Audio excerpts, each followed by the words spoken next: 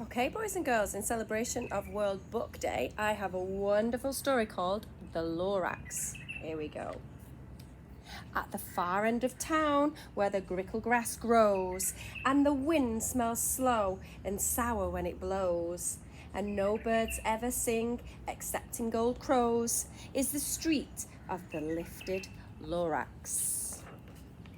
And deep in the grickle grass, some people say, if you look deep enough, you can still see today where the Lorax once stood, just as long as it could, before somebody lifted the Lorax away. What was the Lorax, and why was it there? And why was it lifted and taken somewhere? From the far end of town where the grickle grass grows, the old once still lives here. Asks him, he knows. You won't see the Wansler, don't knock at his door. He stays in his lurkim on top of his store. He lurks in his lurkim, cold under the roof, where he makes his own clothes out of muffled moof. And on a special dark, dank midnights in August, he peeks out of the shutters, and sometimes he speaks and tells how the Lorax was lifted away. He'll tell you perhaps if you're willing to pay. On the end of a rope he lets down a tin pail, and you have to toss in 15 cents and an ale, and the shell of the great-great-great-grandfather snail. Then he pulls up the pail and makes a most careful count to see if you've paid him the proper amount. Then he hides what you've paid him away in his snoove, in his secret strange hole and in his grooveless groove. Then he grunts, I will call you by whisper my phone, for the secrets I tell you for your ears alone. Sloop. Down slips the whisper in my phone to your ear, and the Wansler's whispers are not very clear, since they have come down through a sneegly hose, and he sounds as if he had smallish bees up his nose. Now I'll tell you, he says with his teeth sounding grey, how the Lorax was lifted and taken away. It all started way back, such a long, long time back. Way back in the days when the grass was still green, and the pond was still wet, and the clouds were still clean, and the song of the swans rang out in space, one morning I came to this glorious place.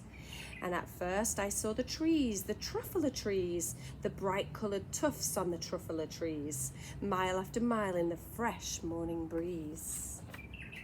And under the trees I saw brown brabaloots, frisking in their bar suits, and as they played in the shade and ate truffula fruits, from the rippleless pond came the comfortable sound of the humming fish humming while splashing around. But those trees, those truffula trees, all my life I'd been searching for the trees such as these. The touch of their tufts was such smaller than silk, as they had the sweet smell of fresh butterfly milk. I felt a great leaping, a joy in my heart. I knew just what I'd do. I'd unloaded my cart. In no time at all, I had built a small shop. Then I chopped down a truffula tree with one chop. And with great skillful skill and with great speedy speed, I took the soft tuff and I knitted a need. The instant I'd finished, I heard a gazump. I looked. I saw something pop out of a stump of the tree I chopped down. It was sort of a man. Describe him, that's hard, I don't know if I can. He was shortish and oldish and brownish and mossy, and he spoke with a voice that was sharpish and bossy. Mister, he said with a sawdusty sneeze, I am the Lorax, and I speak for the trees. I speak for the trees have no tongues, and I'm asking you, sir, at the top of my lungs. He was very upset as he shouted and puffed. What's that thing you've made out of a tuffalo truft? Look, Lorax, I said, there's no cause for alarm. I chopped just one tree, I'm doing no harm. I'm being quite useful. This thing is a need. A need? I find something that all people need. It's a shirt, it's a sock, it's a glove, it's a hat. But it has other uses, yes, far beyond that. You can use it for carpets, for pillows, for sheets, or curtains or covers for bicycle seats. The Lorax said, "Sir, you are crazy with greed. There is no one on earth who would buy that fool Thneed." But the very next minute, I proved he was wrong, for just at the minute, a chap came along, and he thought that the Thneed I had knitted was great. He happily bought it for 39.8.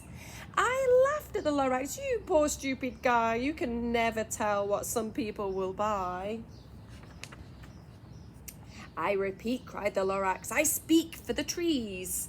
"I'm busy," I told him. "Shut up, if you please." I rushed across the room and in no time at all built a radio phone. I put in a quick call. I called on my brothers and uncles and aunts, and I said, "Listen here, here's a wonderful chance for the whole Wansler family to get mighty rich. Get one over here fast, take the road to the North Niche. Turn left at Week Hawken, sharp right at South Sitch." And in no time at all, in the factory I built, the whole Wansler family was working full tilt.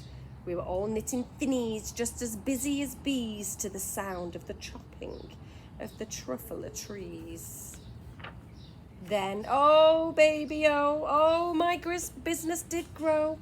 Now chopping one tree at a time was too slow. So I quickly invented my super axe hacker, which whacked off 4 truffler trees at one smacker. We were making Thneeds 4 times as fast as before, and that Lorax, he didn't show up anymore. But the next week he knocks on my office door. He snapped, "I'm the Lorax who speaks for the trees, which you seem to be chopping as fast as you please. But I'm also in charge of the brown babaloots who played in the shade in their babala suits and happily lived eating truffalo fruits. Now, thanks to your hacking my trees to the ground, there's not enough truffler fruit to go round. And my poor babaloots are getting the crummies because they have gas and no food in their tummies. They love living here, but I can't let them stay. They'll have to find food, and I hope that they may. Good luck, boys," he cried, and he sent them away. I, the Wansler, felt sad as I watched them all go. But business is business, and business must grow, regardless of crummies in their tummies, you know. I meant no harm, I most truly did not, but I had to grow bigger, so bigger I got. I biggered my factory, I biggered my roads, I biggered my wagons, I biggered the loads. Of the Thneeds I snipped out, I was shipping them forth, to the south, to the east, to the west, to the north. I went right on beginning, selling more Thneeds, and I biggened my money, which everyone needs. Then again he came back, I was fixing some pipes, when that old nuisance Lorax came back with more gripes. I and the Lorax, he coughed, and he whiffed. He sneezed and he snuffled, he snaggled, he sniffed. "Wansler," he cried, with a ruthless croak. "Wansler, you're making such smogulous smoke. My poor swummy swans, why they can't sing a note. No one can sing who has smog in their throat." And so the Lorax, please pardon my cough, "they cannot live here, so I'm sending them off." Where will they go? I don't hopefully know. They may have to fly for a month or a year to escape from the smog you've smogged up around here. What's more, snapped the Lorax, his dander was up. "Let me say a few words about Gluppity Glup. Your machine chugs on day and night without stop, making Gluppity Glup and Skloppity Sklop. And what do you do with this leftover glue? I'll show you, you dirty old Wansler, you. You're glumping the pond where the humming fish hummed. No more can they hum, for their gills are all gummed. So I'm sending them off, on their future is dreary. They'll walk on their fins and they'll get woefully weary, in search of some water that isn't so smeary." And then I got mad, I got terribly mad. I yelled at the Lorax, "Now listen here, Dad. All you do is yap, yap and say, bad, bad, bad, bad, bad. Well, I have my right, sir, and I'm telling you, I intend to go on just doing what I do. And for your information, you Lorax, I'm figuring on biggering and biggering and biggering and biggering, turning more truffler trees into Thneeds, which everyone needs." And at that very moment we heard a loud whack. From outside in the fields was a sickening smack of an axe on a tree. Then we heard the tree fall, the very last truffle tree of them all. No more trees, no more needs, no more work to be done.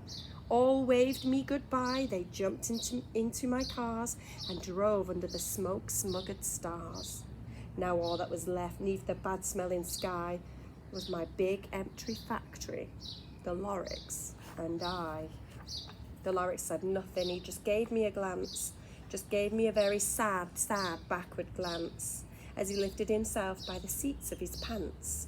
I'll never forget the grim look on his face when he hoisted himself and took leave of this place through a hole in the smog without leaving a trace. And all that the Lorax left here in the mess was a small pile of rocks with the word unless. Whatever that meant, well, I just couldn't guess. That was long, long ago. But each day since that day, I've sat here and worried away. Through the years, while my buildings have fallen apart, I've worried about it with all of my heart. But now, says the one, so now that you're here, the word of the Lorax seems perfectly clear. Unless someone like you cares a whole awful lot, nothing is going to get better. Certainly not. So, catch, calls the one, so he lets something fall. It's a truffle seed, it's the last one of all. You're in charge of the last of the truffle seeds, and a truffle trees are what everyone needs. Give it clean water and feed it fresh air. Grow a forest, protect it from the axes that hack. Then the Lorax and all of his friends may actually come back. I wonder if they did actually come back. I would like to hope so. I wonder if you know who your mystery reader was today. Get guessing.